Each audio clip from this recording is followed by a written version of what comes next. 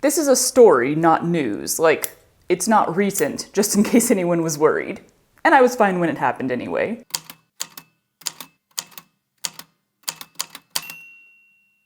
As much as I think this country sucks at public transportation and wish it was better, I gotta admit, I love cars. Well, not cars like cars.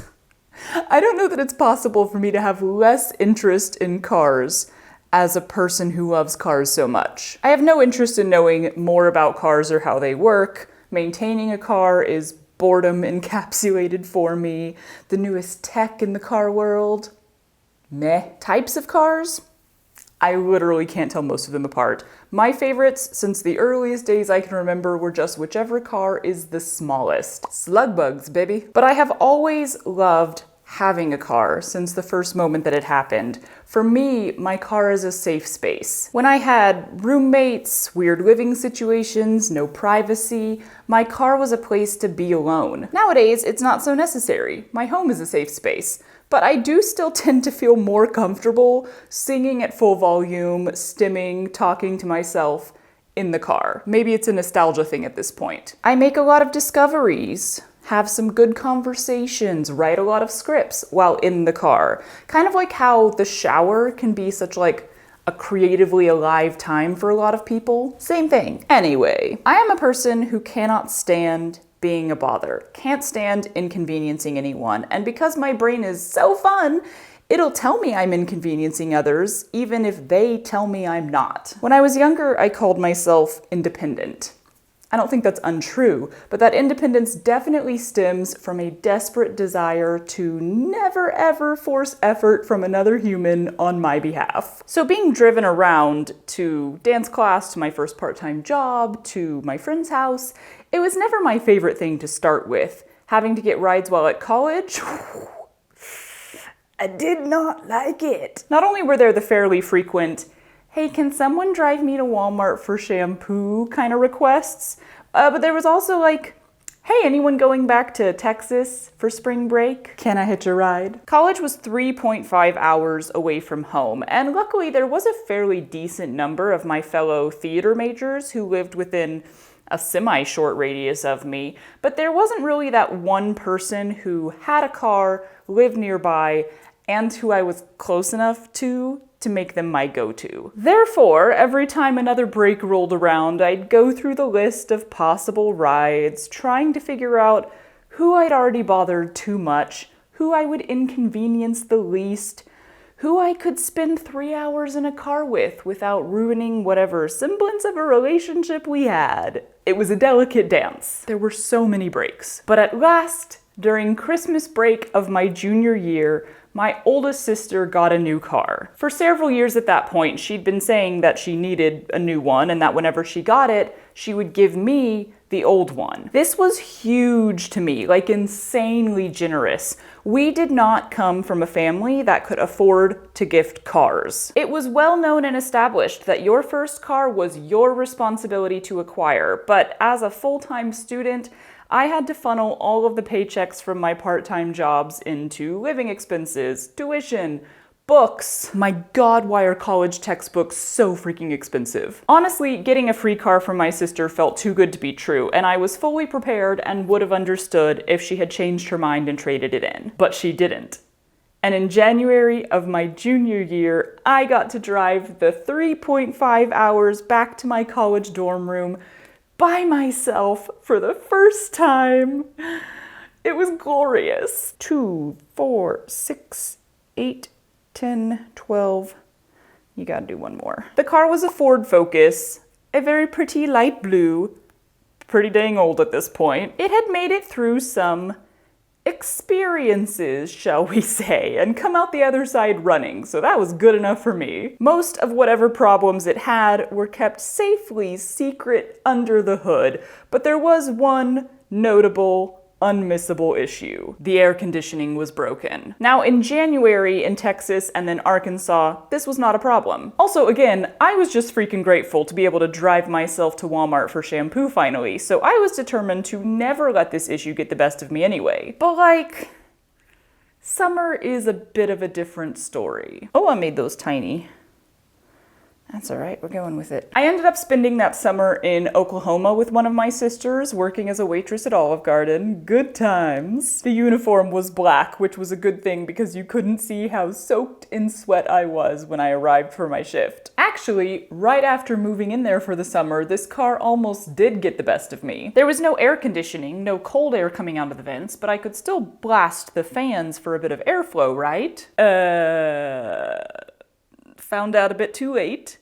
No. If I recall correctly, it was my first day on the job at the good old Garden of Olives when I went out to the car, turned the key, and it would not start. I think being fresh off completion of my junior year of college was probably still weighing on me emotionally because I just went inside, curled up in the fetal position on the floor of my sister's living room, and cried about being an adult for a while. If you are not yet an adult, get ready for that to happen possibly a few times in your future. But finally, I pulled myself up, called my sister, the one I was living with, who was able to pop out of work to drive me to work, and then called my other sister, the one who had given me the car, who informed me that if you ran the AC just to get some airflow, the car would eventually not turn on.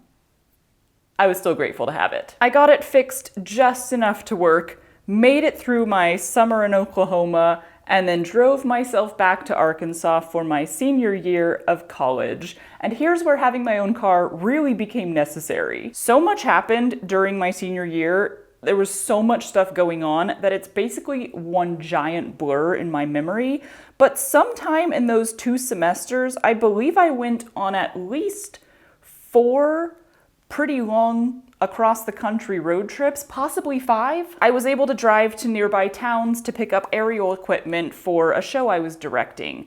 I was able to go home to Texas whenever I needed to, but I was also able to remain on campus during Christmas break so that I could work and still be able to get myself around this college ghost town. The poor car once again survived some experiences senior year. Don't listen to Dante while driving. Many of the road trips that I took were to interview for graduate school, and while driving to Pittsburgh to visit Carnegie Mellon, I decided that I'd get into audiobooks. Yeah, for some reason, my first choice was Dante's Inferno, read by a very posh and calm British man. I promise you, despite how exhausting that whole semester had been, I was not sleepy. Lightly tired in the same way that I had been lightly tired for the last 9 months, sure. But I was not like, you should not be operating heavy equipment kind of sleepy. I was fine. This dude and this book just so happened to combine into literally a hypnotizing lullaby. Don't listen to Dante while driving. I ended up fully falling asleep while driving on one of those 2-lane highways in the middle of nowhere. Like, I did the whole,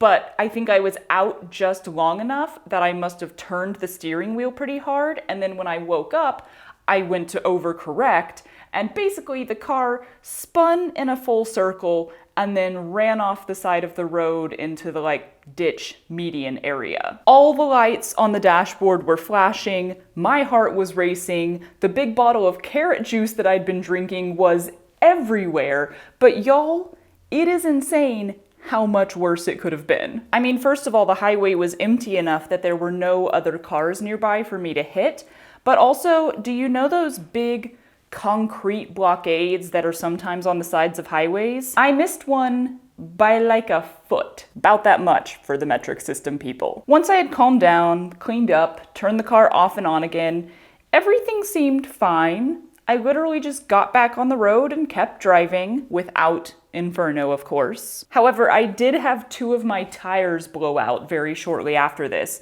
One of them the next morning while I was driving the last 4 hours to the university. Good thing I always leave massively early for everything. I managed to change the tire into the donut on the side of the highway, take it to a shop, fully have the tire replaced, and still make it to my interview on time. The second one blew out as I was exiting the highway into my college town at the end of this trip, and I was so over it by that time that I just pulled into the parking lot of a Waffle House, called a friend to come pick me up, and went back the next day to change the tire. 2 new tires in exchange for not totaling the car or, you know, myself.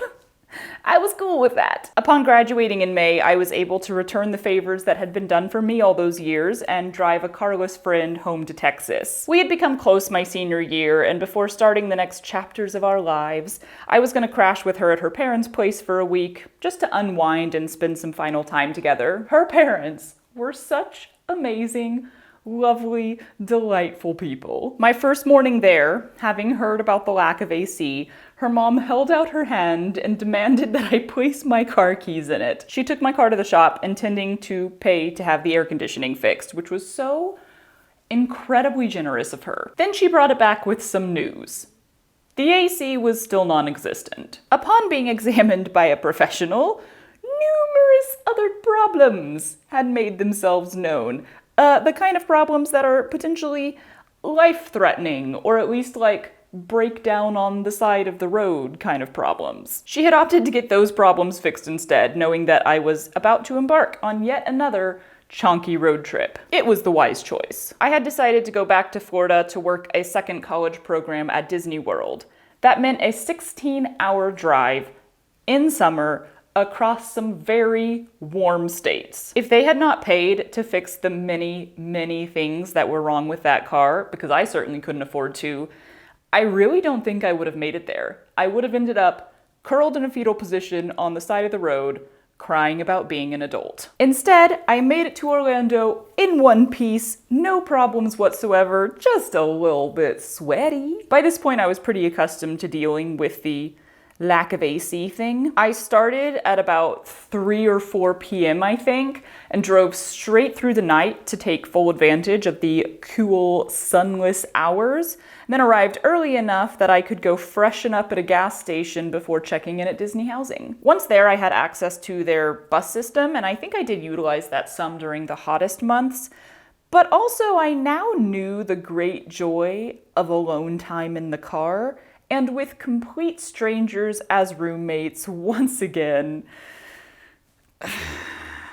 I needed it more than I hated sweating, which is saying a lot. Seriously, at one point I was sharing an apartment with 7 other people, and I could not tell you a single one of their names. Luckily for a big chunk of the year I spent at Disney, my job was managing a stockroom, which meant that my shift started at 4:30 a.m. The cool hours. I could at least start the day feeling pretty fresh. Then I would have to drive home in the heat of 2 p.m., but you know, that was fine because once I got there, I could just go straight in the shower. Honestly, with all the windows open, it wasn't that bad as long as you were driving a decent speed. The problem was, there was always a buttload of traffic on the way home, and sitting still in the Florida heat, yeah. I generally started to feel nauseous. Oh, you know, just a little bit of heat stroke every day, no biggie. The car did start to exhibit some rather questionable behavior though, like randomly shutting off while I was sitting in said traffic. It only ever happened while I was idling in traffic, thank goodness, so it was pretty easy to just turn the key, restart the car, and keep creeping forward. But like, that wasn't a good sign. And in February of the next year, the end had arrived. Hold for sound. While the sound is being atrocious, cause lawnmowers, I am trying Armenian needle lace again. I realized the other day when Shannon was teaching me how to knit, it just for some reason made me remember this, that I have not touched my Armenian needle lace in like 2 years, which is sad. It was something I really wanted to keep up with. And this is the piece I was working on before. It's pretty big. So I was gonna keep working on this, but I realized that I was in the middle of adding the little mountains or triangles to the edges, and I don't fully remember the pattern for that. So I figured instead I would start a little new piece to refresh my memory. If you're ever curious what I'm working on in any of these videos, if there is a video about it, I've linked that in the description, so you can go watch that if you want. Sometimes there's just not a video about it, but check the description. I forget what finally triggered me to actually take the car to the shop. It might have just been the shutting off in traffic thing combined with me finally having a free moment and enough spare funding. I had been working 2 full-time jobs for the last 6 months, so free time was not something I had a lot of. Whatever it was that made me do it, I ended up at the mechanic's, and the news that he gave me was dramatic. The engine of my car was quite literally rotting, he said. The brake fuel was leaking and basically gone. It was a miracle that my brakes had not already failed. This was one of those situations where, like, legally he was required to tell me to stop driving the car. It was done. It had survived as long as it could. Fixing it was not an option. Of course, I couldn't leave it there, though I did take his warnings very seriously, so I very cautiously drove it back to the parking lot of the apartment complex where I was currently living, and then for the first time in my life, went to look at cars. I was no longer living in Disney housing, so I had no access to their bus. Public transportation in Orlando is not good. And I had to work the next morning, 4:30 a.m. Yay! I absolutely could not afford to buy a new car, so the guy I was seeing at the time took me to CarMax. But I also couldn't really afford to buy a used car, because Disney paid minimum wage at the time, and the second job that I was working was in theater, so like, might as well have been working for free, they paid me so little. So I walked around the lot and chose literally the cheapest one they had. Don't tell me about the age or the mileage or anything about this car whatsoever. It's the cheapest. It's the one I'm getting. It just so happened that the cheapest one they had also fulfilled my childhood desires for a tiny vehicle.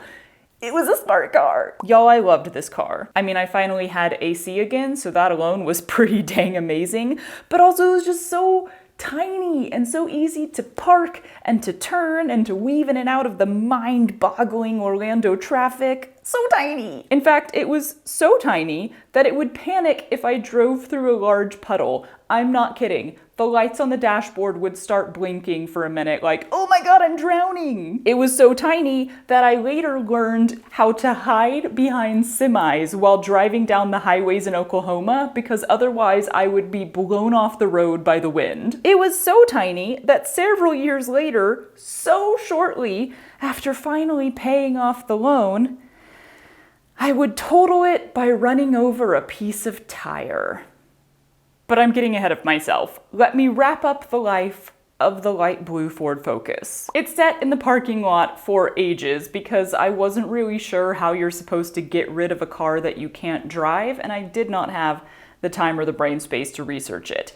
And somewhere in that space of time, I lost the keys. Still don't really know how that happened, although it is possible that they were stolen. I might have been storing them in the glove compartment of Little Smarty, and Little Smarty got broken into because I was not a Little Smarty. The key fob for the smart car was like a little bit sticky right from the start, so sometimes when you hit the lock button, it didn't actually lock, and I always was telling myself, double check, make sure that you actually locked it, but I don't always follow my own advice. And one day I ignored my own advice in the parking lot of the apartment where I was renting a spare bedroom from one of my coworkers, and like, this was not a good area. It was a keep your doors locked at all times, even if you're home kind of area.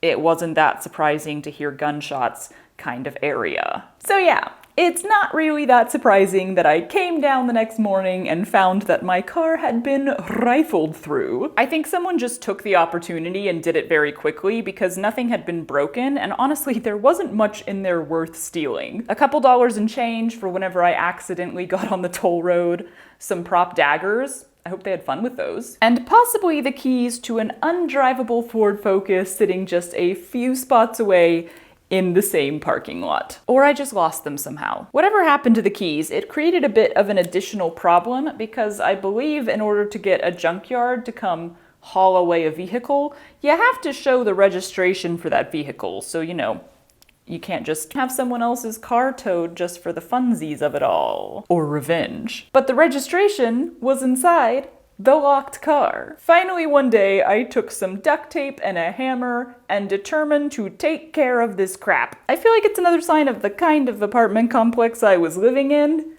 No one gave me a second glance as I stood there smashing in the window of a car in the parking lot. Also, surprisingly hard to break. I had not expected that. It took me multiple swings. This was the end of the Ford Focus though, and also almost the end of the smart car, because very shortly after that, I ran out my year at Disney and bought a one-way ticket to Iceland. I had dreams of being a travel blogger, nomad type with no permanent address, so I almost sold the car back to CarMax, but I found out I would literally have to pay them to take it back. Yup, in the couple months that I'd had the car, the worth had depreciated more than what I had paid off on the loan. So exciting. It didn't help that a couple weeks after I got it, a piece of the car literally blew off on the highway, so I think that lowered the value. The guy who was inspecting the car came in and was like,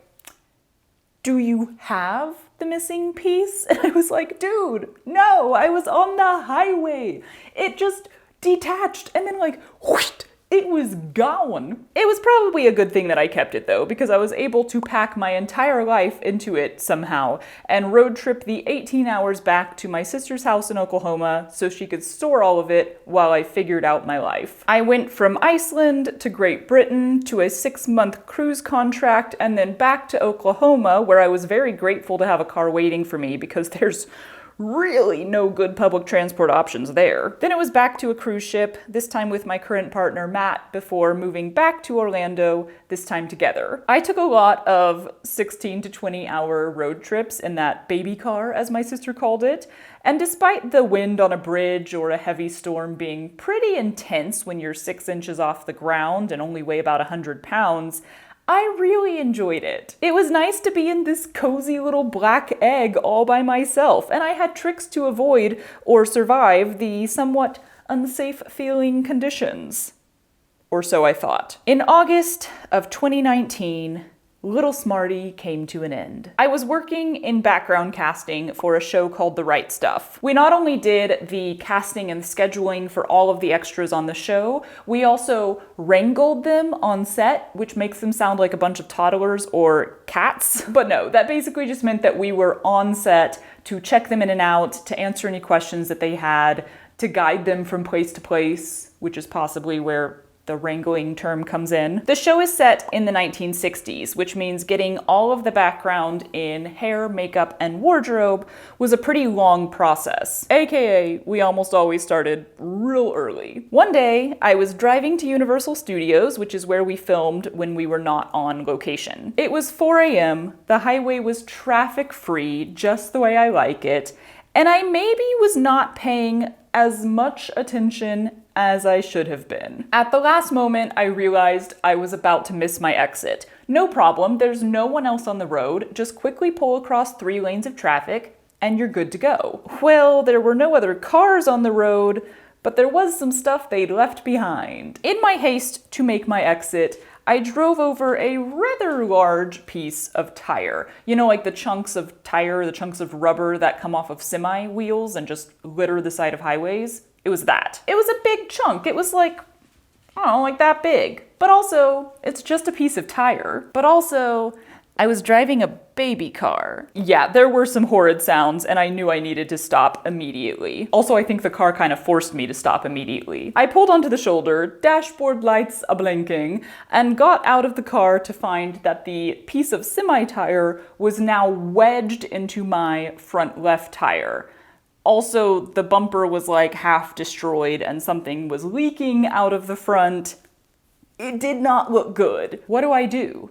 Like, I'm fine. I didn't even crash. I just like skidded a little, swerved, and came to a stop. This isn't an emergency. It's not 911. First thing, I called my coworker, whoever was supposed to be helping me wrangle talent that day, and told them that I might be a little late. My guilt was naturally soaring, like, not to toot my own horn, but I was kind of the gal in charge on set these days. More accurately, I just knew all of my background by name because I'm the one who had booked all of them. And this was a stressful set with generally a lot of problems. Story for another day. So anyone not showing up made it worse.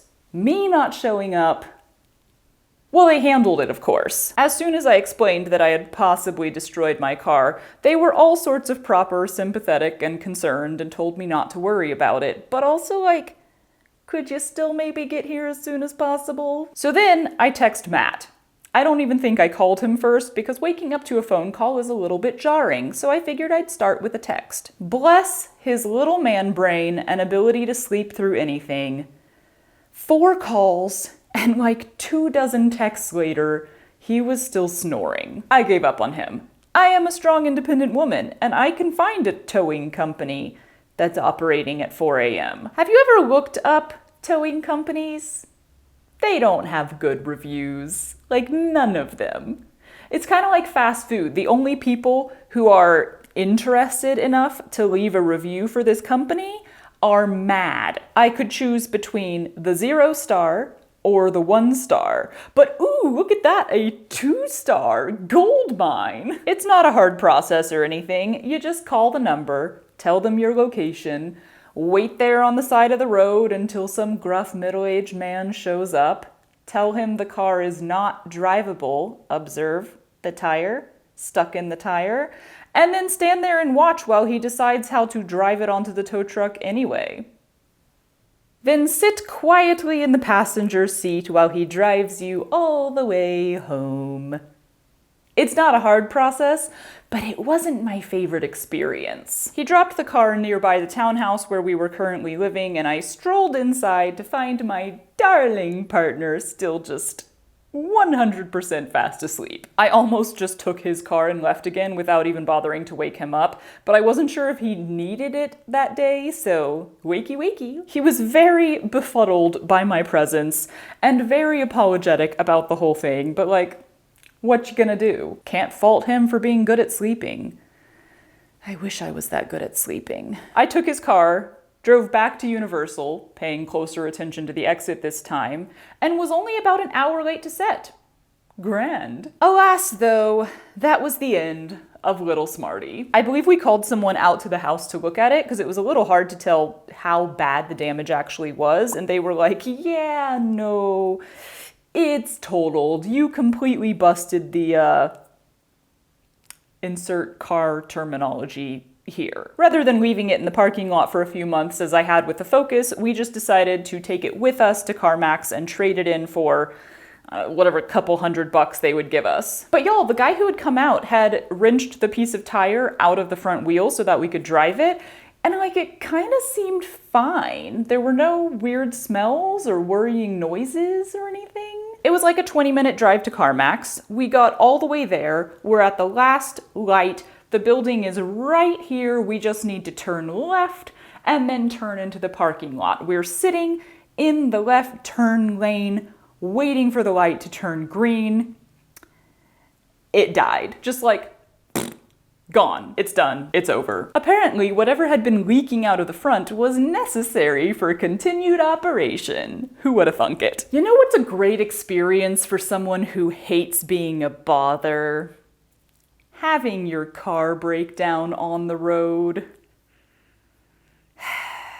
Thank goodness Matt was with me, but we just like sat there for a minute, like, now what? There are just those things in life that aren't that hard, like calling a tow truck on the side of the highway at 4 a.m., but if you've never done them before, it's just like a little discombobulating at first. It feels like a really big deal for like 5 to 50 seconds. We figured it out pretty fast. Benefit of a smart car, if it does break down, you only need one person to push it. Yeah, Matt pushed, I steered, and a crowd of people in their cars watched us slowly turn left across this giant intersection. They were all pretty nice about it, I guess. There was no honking, no screaming. It was fine. I bid Little Smarty goodbye and commenced another round of walking through used cars looking for the cheapest one. It's a little hard to believe that I could talk about my first 2 cars for this long, especially considering that I can't think of any stories of note for any of the ones I've had since. Hello? Can you focus on that? It's not gonna focus on it, is it? Oh, come here. There it is. That's where we ended. You should wait until you're done to question yourself. It's all coming back. It's coming back to me now. down. Am I regretting this choice? A little bit. Someone's doing yard work. All right, we're pausing because my battery's dying. You knew it would, but you started anyway. I just want people to stop doing yard work.